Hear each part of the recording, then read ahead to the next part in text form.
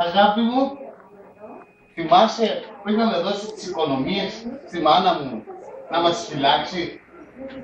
Να ρωτήσουμε τη μάνα μας πού έχει βάλει τα λεφτά μας, να κάνουμε επιτέλους κάτι δικό μας. Μάνα! Ορίστε, παιδάκι μου. Θυμάσαι που σου είχαμε δώσει τις οικονομίες μας? Δεν θυμάμαι καλά, παιδάκι μου. Ήτανε γύρω στις 600.000 ευρώ. Δεν θυμούμαι καλά, παιδάκι μου.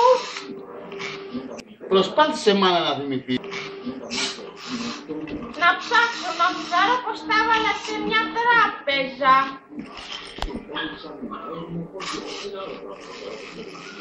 Στην τράπεζα Κύπρου τα έβαλα. Πού? Στην τράπεζα Κύπρου. Ορίστε. Και τα πρώτα έξοδα. Χρωστάς 200.000 ευρώ ακόμα.